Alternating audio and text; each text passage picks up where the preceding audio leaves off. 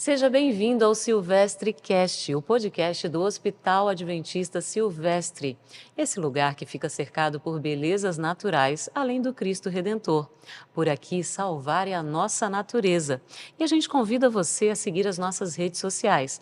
Nós vamos ter episódios aqui envolvendo especialistas e profissionais de saúde que participam em uma das nossas unidades. O Hospital Adventista Silvestre, aqui no Cosme Velho, o Centro Médico Adventista Silvestre, em Botafogo, no mesmo bairro da Zona Sul, e o Hospital Adventista Silvestre de Itaboraí, na cidade de Itaboraí.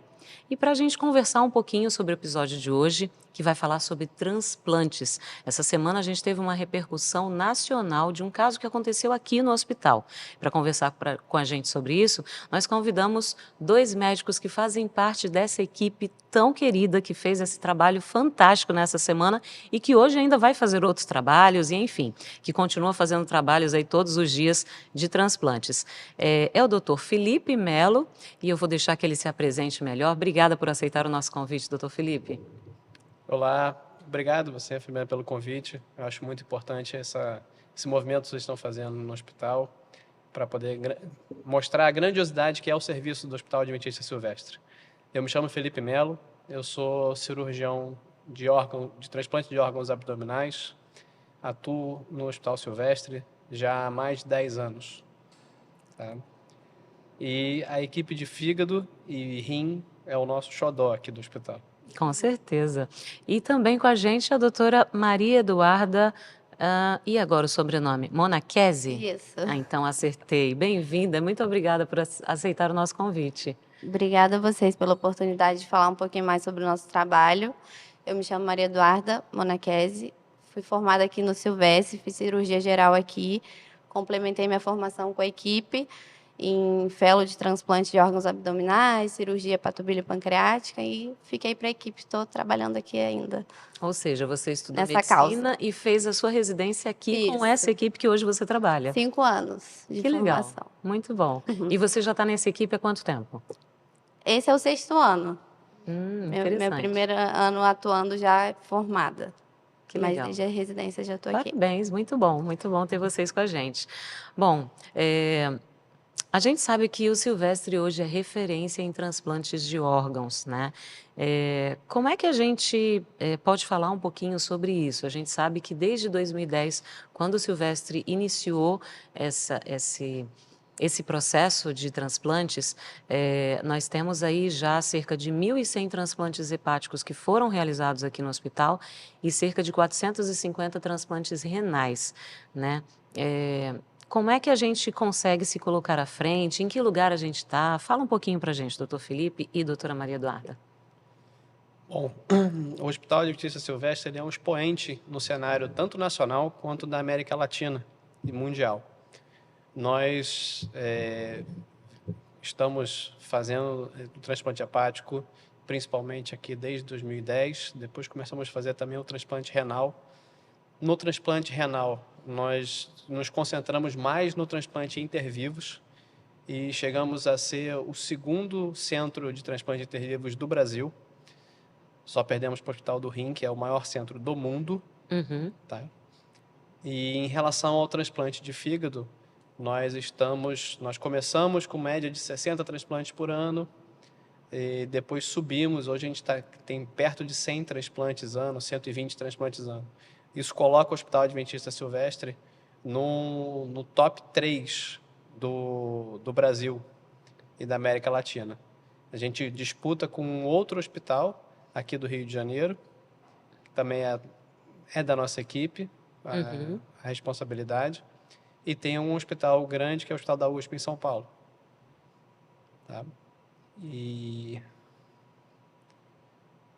acho que sim, Maria Eduarda.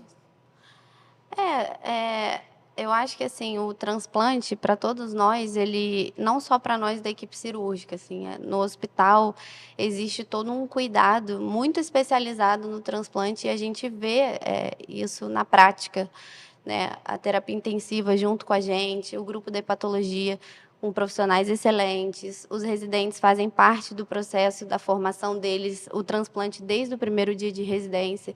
Então, assim, esses pacientes são muito especiais para a gente. Então, existe uma grande dedicação da parte dos profissionais em querer manter o programa e se esforçar e estar sempre, né, nesse objetivo Sim. de Agora, alcançar. quais são, assim, os critérios que uma pessoa tem que ter para receber um órgão? Ela está ali precisando, ela está com um problema de saúde grave, né? Precisa de um novo órgão, ela tem que entrar numa fila, ela tem que fazer exames. Como é que funciona esse processo? Especificamente para o transplante de fígado, a inscrição na fila de transplantes, ela é baseada no critério de gravidade clínica. Então, na maioria das vezes, tá? Existem exceções, mas na maioria das vezes é um paciente que tem cirrose hepática e essa cirrose hepática já está num grau avançado, onde o único tratamento possível para o paciente é o transplante, ou seja, trocar o órgão cirrótico por um órgão vindo aí da sociedade ou de algum doador vivo, justamente para restabelecer a função do fígado que foi perdida. Existem algumas outras causas que são menos frequentes e tem aumentado bastante agora a repercussão e o número de casos, que são principalmente as questões oncológicas. Então, nós realizamos também transplante para doença oncológica. O paciente não tem cirrose, tem o fígado funcionante, Sim. mas ele tem algum tumor que não é passível de ressecção, ou seja, não consegue se fazer nenhuma cirurgia para remover esse tumor. Sim. Então, o transplante passa a ser uma opção e uma opção com uma boa sobrevida, né? Uma boa resposta. Que interessante, né? Isso é algo mais recente, eu acredito. Ou já tem muito tempo? Isso é bem recente. Tá até na moda hoje, no mundo todo, né? Que é um ramo chamado de Transplant Oncology, onde nós temos conseguido até extrapolar por algumas... Então, o que acontece mais frequente hoje na oncologia é o transplante do tumor primário do fígado, que é o hepatocarcinoma, que está relacionado à cirrose.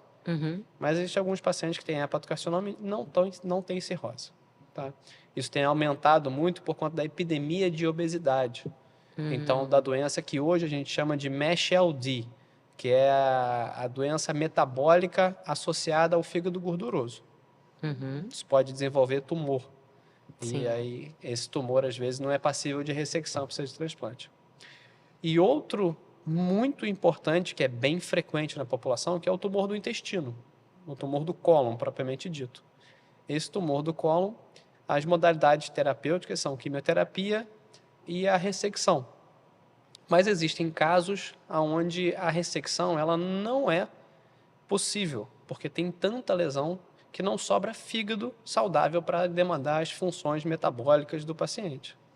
Então, foi postulado na Noruega, onde eles têm um número de doadores muito maior do que o número de receptores. Olha só que Então, coisa. eles conseguiram provar que o transplante para metástase de tumor de cólon tinha um resultado muito melhor do que quimioterapia isolada. Então, nós fomos para lá, para a Noruega, para aprender sobre essa modalidade de transplantes e trouxemos para o Brasil. Então, nós no Brasil somos pioneiros nessa modalidade de transplante para o doente com tumor de cólon avançado que não tem possibilidade de cirurgia. Sim. Mas a legislação brasileira ainda não prevê esse tipo de transplante com doador cadáver. Então, nós realizamos esse transplante com um órgão de doador vivo, onde a pessoa, um ente querido da família, está disposto a doar parte do seu fígado para salvar o seu ente querido. Entendi. E com bons resultados. Que legal. Agora, quais são os processos, assim, a pessoa, o que ela precisa fazer? Ela está com a doença, e tudo isso acontece pelo SUS, né? Tudo é um processo gratuito, custeado pelo governo. Na verdade, a ordem que a lista segue, né, de priorização do paciente é uma única ordem, mas nem todos os transplantes são custeados pelo SUS. Isso depende de cada caso do paciente, mas a grande maioria é sim pelo SUS.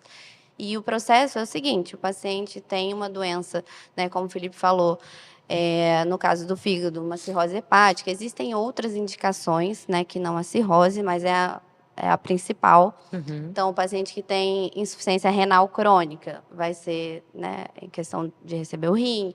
Geralmente é uma falência, né, terminal do órgão em questão. Então, o paciente que recebe um coração tem insuficiência cardíaca, é a principal indicação de um modo geral. Então, esse paciente vai ser encaminhado para avaliação na equipe do transplante, né? No caso do fígado, a equipe da hepatologia, no caso do rim, a equipe da nefrologia, junto com a cirurgia, né? Existem contraindicações cirúrgicas ao transplante por inviabilidade, então a gente também avalia esse paciente, ele vai passar por uma série de exames. Ou seja, não é todo mundo que precisa do transplante E que nem vai todos que têm conseguir indicação. fazer o transplante. Isso. Mais ou menos, porque se a gente entende que o paciente precisa, é porque ele tem indicação. Sim. A questão é se o transplante é viável. A gente tem algumas questões técnicas da cirurgia que, em um caso ou outro, podem inviabilizar, por exemplo. Então, por isso, o paciente é avaliado por uma equipe multidisciplinar que inclui médicos, hepatologistas ou nefrologistas, no nosso caso aqui mais específico, cirurgiões, tem equipe de enfermagem, psicologia. Então, tudo isso faz parte do processo de elencar um paciente para ser apto ou não a receber um órgão. Entendeu? Além dos critérios médicos, existem outros critérios envolvidos. O que faz um paciente ir para o primeiro da fila para receber um órgão? Existe, assim, alguma lista de prioridades ou cada caso é um caso, é tudo muito específico? O fígado, especificamente, até alguns anos atrás, era por critério cronológico. E isso era uma confusão muito grande. Tá? Depois, postulou-se uma nova escala, chamada escala de MELD, que é um modelo de estágio terminal da doença hepática. Isso gera uma pontuação. Então, deixou de ser um critério temporal para um critério matemático, onde a gente utiliza os exames laboratoriais, principalmente, com análise de marcadores específicos da doença hepática, e com isso a gente consegue gerar um número, uma pontuação para o paciente. E o paciente ele é inscrito na fila de acordo com essa pontuação que ele recebe. Ou seja, hoje nós conseguimos privilegiar os pacientes que estão mais graves. Então, eles conseguem transplantar num tempo hábil. Isso diminuiu muito a mortalidade em fila e aumentou muito a transplantabilidade. Tá? Então, essa escala de MELD ela é muito importante. Isso mostra justamente para a gente consegue filtrar e existe um MELD mínimo. Então, pacientes às vezes têm cirrose, mas eles ainda têm alguma função hepática, então eles não têm um MELD, eles não atingem aquele grau que indica o transplante. Tá. Posso completar? Sim, por favor. Existem algumas outras questões. Por exemplo, um paciente não precisa só do MELD, ele tem que ter uma compatibilidade sanguínea, que é uma questão que a gente, né, pode entrar mais para frente. Mas no fígado existe a compatibilidade ABO. Então, para ele ser o primeiro da fila, aquele doador tem que ter compatibilidade, né? Então, não é só o MELD. E existem alguns critérios também de pontuação em especial, como ele citou, por exemplo, presença de tumores no fígado, o hepatocarcinoma. É um critério que vai aumentar essa pontuação do paciente. Isso especificamente para o fígado. Sim. Para o rim, existem alguns outros critérios. Gravidade, tempo de inscrição, compatibilidade genética do HLA, enfim, além da compatibilidade sanguínea. Então, cada órgão tem a sua maneira de inscrever e de classificar em gravidade o paciente. Para o coração, é outro critério. Então, isso é que é importante explicar, porque às vezes as pessoas confundem um pouquinho o tempo de transplante hepático com o tempo de fila de transplante renal, e é muito diferente porque os critérios a elencarem o paciente também são diferentes. Isso que é Entendi. importante explicar. Agora, imagino que essa seja uma cirurgia extremamente complexa, né? Eu jamais pensaria em fazer medicina na minha vida porque eu não posso com sangue, né? Eu realmente desmaio, então, né? Vamos Deixa para deixar para lá. vocês, né? Deixa para vocês. Mas assim, vamos falar um pouquinho dessa cirurgia, né? Quanto tempo ela costuma durar? Quantos profissionais estão envolvidos? Porque a gente sempre fala de uma equipe, né? Então a gente já imagina que é um número significativo aí de profissionais que participam dessa cirurgia. O transplante, ele precisa de uma equipe multidisciplinar e é uma equipe muito grande. Então, lembrar que para acontecer um transplante, nós precisamos de no mínimo 2 cirurgias. Tem a cirurgia do doador, tem a cirurgia do receptor. E nós ainda temos um procedimento no meio, que é o procedimento da cirurgia do back table, ou seja, a cirurgia da mesa, onde nós preparamos o órgão para fazer um transplante. Uhum. Então, normalmente o processo ele gira em torno aí de 12 a 24 horas o processo todo. O que acontece é, a gente recebe a comunicação de um doador da central de transplantes e logo parte da equipe desloca-se para fazer a cirurgia do doador, para fazer a remoção dos órgãos. Uhum. Essa remoção, ela acontece próximo de 2 horas mais ou menos. Depois tem o tempo de retorno e aí inicia-se a anestesia. Enquanto acontece a anestesia, vai acontecendo também simultaneamente o preparo do órgão, que é justamente fazer uma cirurgia mais fina para poder ajustar todo o calibre dos vasos, para poder fazer a limpeza mais fina. Ou e seja, tem que ser tudo preparar. cronometrado. Enquanto Tem uma que ser coisa tudo acontece, a cronometrado. outra tem que acontecer junto. Sim. Enquanto isso, a gente está com um paciente já liberado para fazer a cirurgia do transplante propriamente dito. Uhum. Então, essa cirurgia do transplante propriamente dito, nós evoluímos com técnicas e expertise, principalmente. Então, um tempo que era um tempo médio de 6 horas, hoje ele caiu pela metade. Então, o nosso tempo médio gira em torno de 3 horas para fazer um transplante de fígado completo. Então, assim, do momento que o paciente entra na sala cirúrgica, esse que vai ser transplantado até finalizar a cirurgia, sem contar ali, né, o tempo que o órgão precisou ser retirado do doador e o transporte, são 3 horas para esse receptor receber. Não, esse tempo É o gira tempo em torno de cirúrgico. Tá. torno de umas 5 a 6 horas, porque tem Ah, um é o tempo de total. acomodação do paciente, de Uhum. anestesia, da Entendi. cirurgia, acordar da anestesia Isso. para preparar para sair. Então, esse tempo todo pouco fica maior. em perto de umas 5 a 6 horas. Entendi. Então, 3 horas é só O tempo cirurgia. é só a cirurgia colocação do propriamente órgão dita. ali. Isso. Entendi. Desde abrir a pele até fechar a pele. Eu não vou nem entrar muito nesses detalhes. Se eu começar a imaginar isso, é capaz da pessoa aqui começar a passar mal, mas tudo bem. Bom, no Brasil, a gente sabe que a família precisa autorizar se a pessoa não deixou isso autorizado previamente. Como é que funciona esse processo para alguém se tornar doador de órgãos? Eu sei, por exemplo, que na minha identidade eu não tenho isso registrado. Até eu preciso atualizar a minha identidade, eu vou fazer questão de colocar na minha. Eu já avisei lá em casa, gente, por favor, hein? Pode doar tudo. Se tiver tudo bem, doa para todo mundo, não tem problema. Mas tem gente que não avisa para a família, ou até avisa, mas na hora a família dá para trás. Então, como é que funciona para uma pessoa se tornar um doador? Então, se você for dar uma olhada, se você for estudar a origem da lei, né, de doação de órgãos, no Brasil, no início, a lei dizia que a doação era por presunção. Então, até que se tivesse alguma contraindicação ou qualquer outra questão envolvida, o órgão era disponibilizado assim que o paciente falecesse. Uhum. Mas isso não foi bem aceito pelos médicos, pela população, não foi uma questão culturalmente que engrenou. Então, houve uma modificação e, justamente, hoje o que funciona é que o paciente, para ser doador, precisa haver um consentimento da família, mesmo que ele tenha declarado em vida né? A gente imagina que se o paciente declarou em vida, deixou isso registrado, a família vai ter uma tendência maior a aceitar a doação. Mas, de um modo geral, é pelo consentimento da família. Primeiro grau, né?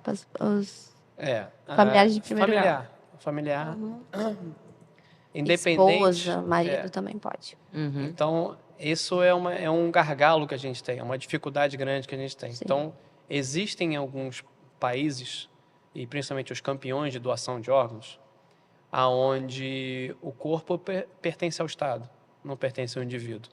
Olha só. Então, Doação presumida. É, Sim. a doação presumida. Diferente, né? Então, uma vez... Aqui no Brasil não é assim. Não. Uma vez que tem o óbito, o cidadão ele é doador de órgão. A não ser que tenha expresso em vida que não queria doar, ou a família expressa que não quer que ocorra a doação. Se ninguém se Se manifestar, não houver a negativa, automaticamente... automaticamente ele é um doador de órgãos. Eu imagino que isso facilite, então, o processo de Isso doação. faz com... Então, um dos países onde tem o maior número de doadores de órgãos do mundo é a Espanha. E a Espanha a doação é presumida. Então, isso funciona muito bem. Mas questões culturais do Brasil não permitiram que isso continuasse aí dessa forma presumida. Então, Entendi. hoje no Brasil, o doador, mesmo que você tenha carteirinha de doador, que esteja escrito na sua identidade, que você tenha feito lavrado em cartório, Uau! a família precisa autorizar a doação. Ou seja, Por isso que é tão importante a gente explicar como funciona o processo, para as pessoas se conscientizarem de que, né, mediante essa autorização, muitas pessoas podem ser ajudadas. então, a era gente isso que eu ia precisa perguntar disso. até para vocês, né? Cada pessoa, ela pode ajudar a salvar quantas vidas? Quantos órgãos podem ser doados de cada indivíduo que concorda e que a família concorda, essa coisa toda? Ó, vamos fazer um cálculo aqui. Tá. O paciente pode doar as 2 córneas, uma para cada paciente. Uhum. Coração, pulmão, fígado, pâncreas, 2 rins, intestino, num caso específico do transplante multivisceral, pele, ossos, mais algum? São muitos. Ou seja, mais de 10 pessoas podem ser Então, beneficiadas. nós temos transplante de órgãos sólidos e tecidos. Isso. Entendi. Então, exemplo, a doação de ossos. A doação de ossos, ela pode ajudar a inúmeras pessoas. Inúmeros. Não dá nem para contar, né? Não. Realmente é A doação de uma pele. infinidade de possibilidades, né? Sim. Tecidos, então assim, pele, músculo esquelético, tudo isso pode ser doado. Eu fico Tem imaginando doação de assim, útero. pessoas que sofrem queimaduras e às vezes precisam de pele para Sim. repor ali e tal, e não dá para tirar do próprio corpo, Exato. às vezes não tem de onde tirar. Tem. E essa doação de tecidos é fundamental, né, para quem sofre uma queimadura grave Sim. e para N outras coisas, Tem né? outras indicações, Me sim. lembrei desse caso em específico, mas vocês devem saber muitos mais. Exato.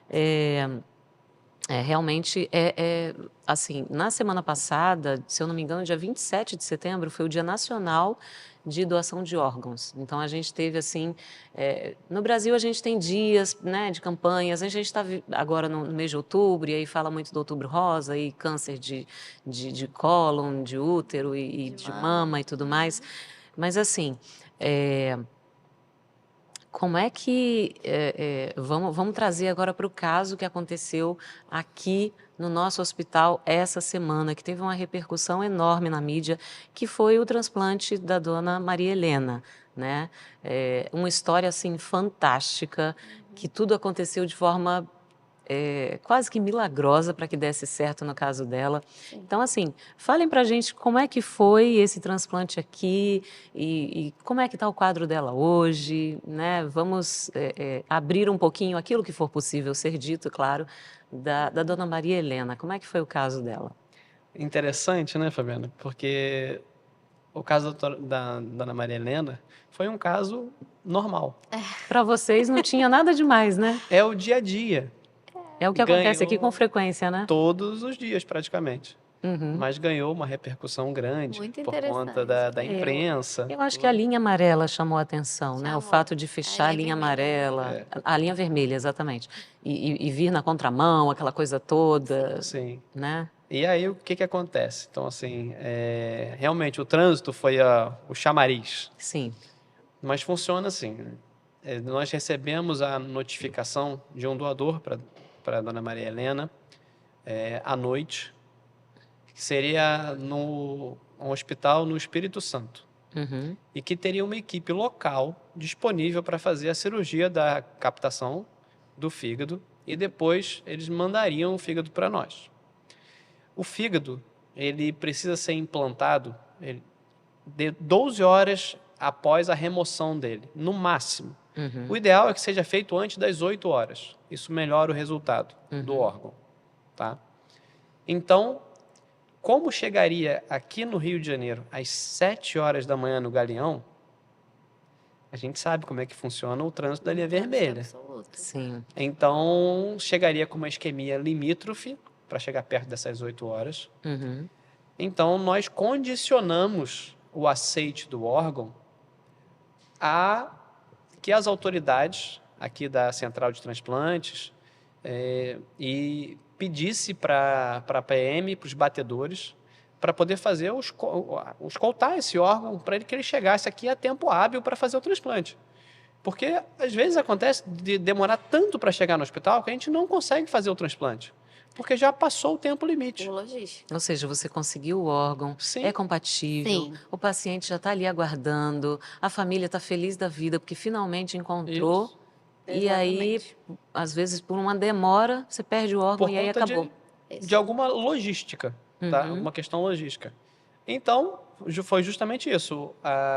Fizeram uma exceção, porque acho que o plantão dos batedores ele começa às 7, mas eles só estão liberados para sair perto de 7h30, 8 horas. Uhum. Mas o coronel fez uma exceção e falou assim, não, esse caso especificamente, nós vamos estar às 7 horas no aeroporto para poder fazer o transporte do órgão.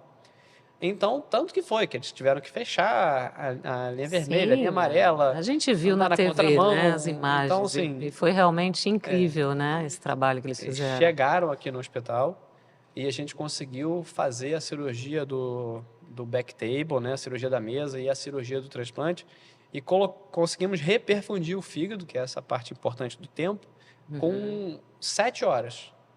Tá? Então, assim, abaixo das 8 horas, que são Ainda ficou ali fundamentais. dentro de um tempo bom Não, para poder fazer. Foi um tempo muito bom. Então, Olha, foi um tempo praticamente como se estivesse aqui no Rio de Janeiro, no estado. Sim. Olha, eu sei que eu não gosto de ver, mas eu sei que a gente tem imagens aqui da cirurgia e, de repente, vocês podem dar algumas, né, orientações, enfim, explicar mais ou menos, através de fotos e vídeos que a gente tem, para explicar, né, para as pessoas entenderem. Então, aqui tem o órgão chegando, né? Isso, o órgão é pessoa transplantado dentro desse entregando. cooler. Ele vem com uma resfriado. identificação, eu vi que vem um documento ali em cima, né? Sim, Vem todo sim. um histórico, imagino, a documentação. Ele vem num avião comercial, então ele vem com toda a documentação para passar pela Polícia Federal, pela inspeção, pela cabine do piloto, tudo isso. Depois ele é também recebido pelo funcionário da Central de Transplantes e transportado até o serviço onde vai ser realizado o transplante, né?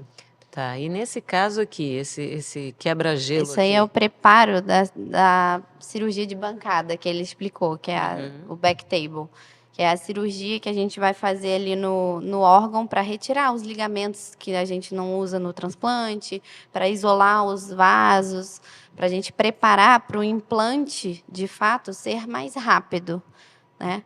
Então, essa cirurgia que a seja, gente antes faz.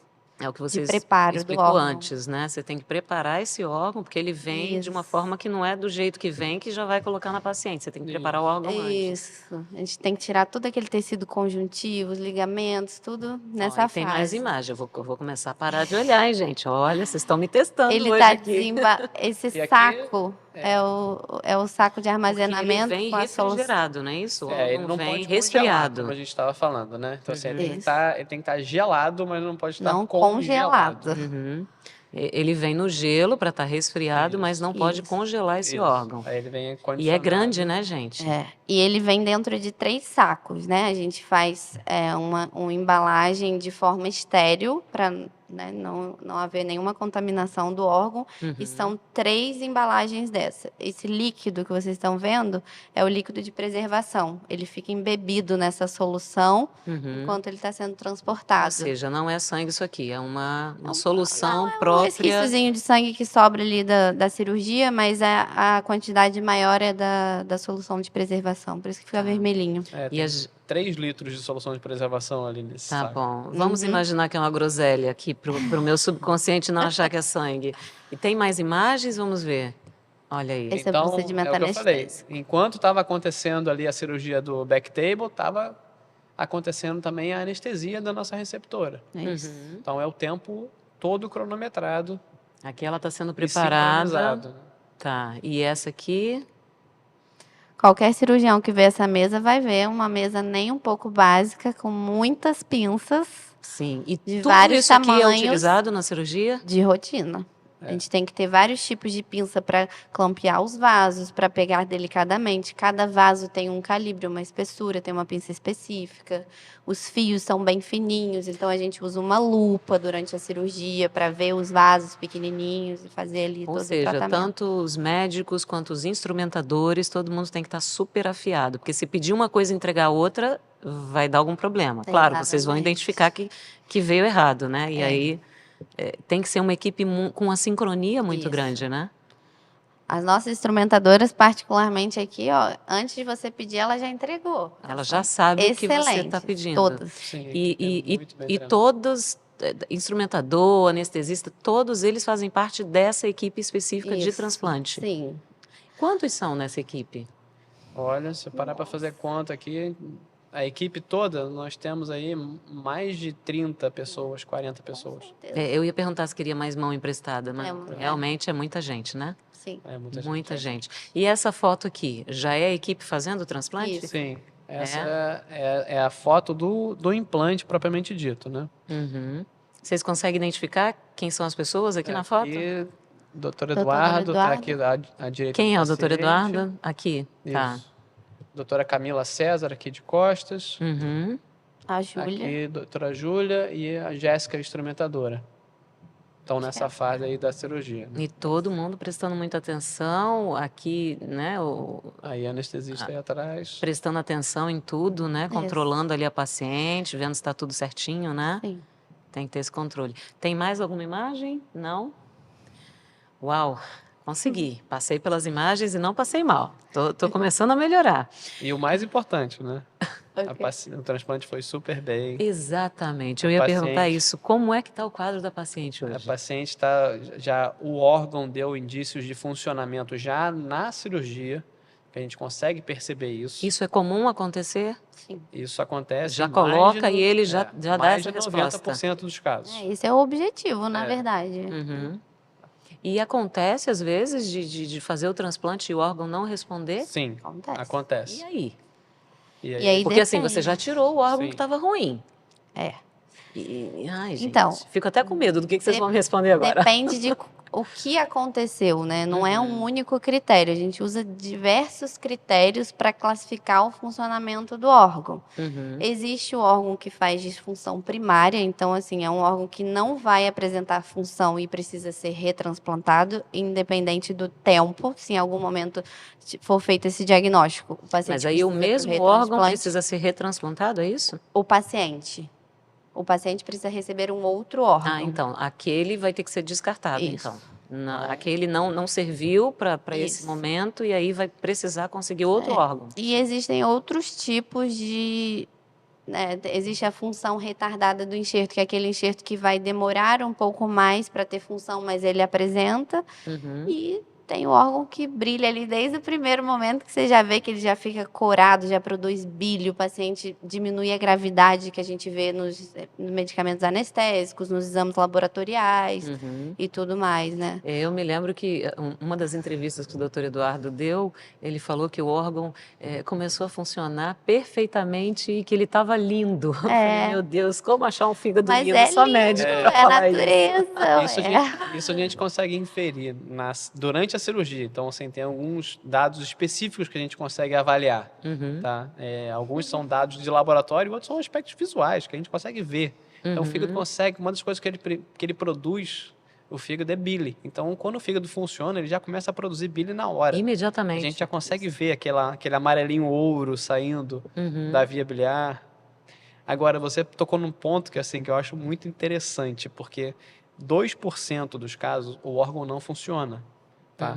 Por quê? Porque tem alguma questão desse processo de isquemia e reperfusão. Então, o órgão vai para o gelo e depois que ele volta a receber o sangue e é reaquecido, ele às vezes não funciona. Então, tem algumas disfunções celulares. E isso, às vezes, é tão grave, que o paciente precisa de retransplantar, tá? Precisa trocar o fígado. Sim. E em uma raridade maior ainda, digamos assim, 0,0001 dos casos, esse fígado ele gera uma inflamação tão grande quando não funciona, que às vezes a gente precisa tirar o fígado e deixar o paciente sem fígado esperando um outro doador. E aí, como é que funciona isso? Porque o paciente fica sem fígado, ele não vai poder se alimentar, ele vai ter que ficar internado. Ele pode ficar durante algumas horas. Então a gente deixa em algumas horas Tá. em Então terapia já precisa de intensiva, um novo fígado esperando imediatamente. outro órgão. Exatamente. E aí é uma corrida pela vida, então. Exatamente. Uma corrida pela vida desde sempre, né? Sempre, né? Agora, Desde o essa início. é uma Mas iminente, essa né? é... Essa realmente é uma É uma emergência. maratona. Uau. É uma atitude heróica que às vezes a gente precisa tomar. Uhum. E que Mas graças a Deus é o mínimo, Ó, você né? tá É o convidada mínimo para ir dos lá ver a casos. cirurgia com a gente, para Gente, não você ver faz o esse fígado convite, ficando não, lindo. porque aí você vai ter uma De paciente marrom a desmaiada para vinho. atender, não vai dar Depois que o certo. sangue entra, fica muito bonito, é muito interessante de se ver. Se você Não, quiser, olha, fica à É vontade. apaixonante. eu acho lindo. Eu vou deixar para o meu esposo. Ele Então tem um tá estômago bom. melhor para essas coisas. Eu realmente prefiro, né? Só conversar com vocês a respeito, porque só a minha imaginação já quase me faz a barriga ficar esquisita. Não, eu Mas tô então, brincando, tá? vamos deixar quieto. Bom, acho que vocês já falaram sobre tudo isso, né, que a gente mencionou aqui, a questão do trânsito para trazer esse órgão e tudo mais. Que apelo, que convite vocês fariam para os nossos amigos que estão aí nos assistindo, que vão continuar assistindo esse podcast ainda várias outras vezes, tanto pelo YouTube quanto pelo Spotify? O que a gente pode deixar para a população de recado, assim, da importância que é da pessoa se conscientizar sobre a doação de órgãos? Porque, por exemplo, o filho, o Newton, né, o filho da dona Maria Helena, ele falou assim, olha, nunca tinha pensado nessa história de doação de órgãos e agora eu vou ser um doador, sim. Então, assim, mudou a mentalidade, por quê? Porque ele viu de perto, né, tudo que a mãe dele estava sofrendo e passando. Então, o que a gente pode, de repente, falar para ajudar as pessoas a se conscientizarem também da importância da doação de órgãos? Posso? Claro. Eu acho que assim, hoje em dia, como E se você quiser, você pode falar olhando ali para, sabe, Tá. para as pessoas olharem no olho também Bem, contigo. o que que eu acredito? Hoje em dia, existe uma cultura, né, do uso muito disseminado de redes sociais, Instagram, não pode, né? Redes sociais de um Sim, modo pode geral. falar. E existe uma cultura que a gente precisa tomar cuidado, que é das fake news, né? Uhum. As pessoas escutam uma história mal contada e começam a repercutir aquilo ali de uma forma. Então, o meu conselho é, primeiro de tudo, se existe alguma dúvida, você quer saber mais sobre o transplante, sobre a doação de órgãos, sobre como é esse processo, como você pode conversar com a sua família, ou ser um doador, ou doar o órgão de um familiar, procure uma pessoa que trabalha com isso, procure nos sites, né, confiáveis, que a gente sabe que são sites idôneos. Tem a ANT, que é a Associação Nacional de Transplante, que fornece muitas informações sobre isso, para a gente, de fato, saber sobre o que a gente está falando, entender como que funcionam os processos e a gente dar a credibilidade que o processo merece, né, que é digno disso. Então, é mais por essa parte, assim, como a gente já falou aqui, um mesmo doador pode ajudar mais de 10 pessoas, né? E não é ajudar, é oferecer a cura da cirrose, o abandono da diálise, é enxergar outra vez. Então, assim, é mais do que só ajudar, é trazer qualidade de vida e muitas vezes evitar o óbito daquela pessoa, né? Por isso que eu acho que é tão importante. Doutor Felipe, deixa o seu apelo aí também, vai. Eu acho que muito importante é a conscientização. O Brasil ele tem o melhor programa de transplante do mundo. Uau. E isso só gira Orgulho, né? em torno da doação. Então a gente precisa um dos outros para sobreviver. Não tem raça, sexo, idade, perfil social, Por dentro somos todos riqueza. iguais, né? Não tem Nós diferença somos seres alguma. humanos e nós precisamos de um dos outros para poder se ajudar. Eu acho que o apelo é justamente esse, é pensar no próximo. É pensar que amanhã pode ser um ente querido, amanhã pode ser você. Então, a gente só consegue avançar com essa conscientização, sabendo que é um processo extremamente sério, tá? Como eu falei, o Brasil é expoente mundial no programa de transplante de órgãos e de doação. Então, precisa confiar que a gente, aqui no Brasil, a gente tem muita coisa boa e às vezes não é dito. É As verdade. pessoas não sabem. Então, falta justamente essa conscientização maior da população. Uma dúvida, aqui no hospital a gente realiza transplantes renais e hepáticos apenas ou algum outro transplante também? Renal e Só renal Nós e temos hepático córnea. seriam córnea também. Tá. Por que eu estou perguntando isso? Eu me lembrei que foi aqui nesse hospital que aconteceu o primeiro transplante de pâncreas do mundo. Sim. Foi exatamente aqui há décadas atrás, eu não me lembro agora o ano exatamente, não sei se foi na década de 60 ou 70, mas tem bastante tempo. Então, assim, realmente, né, é um orgulho assim, de ser brasileiro e da gente fazer parte dessa história, que é uma história para o mundo, né? E o orgulho do Silvestre também. Sim. Muito orgulho dessa equipe. Não. Eu fui formada aqui, eu tenho um carinho imenso. Não. E olha, gente, muito obrigada. Não sei se vocês têm alguma coisa a mais a acrescentar, algum comentário, de repente alguma coisa que a gente deixou de falar. Fiquem à vontade.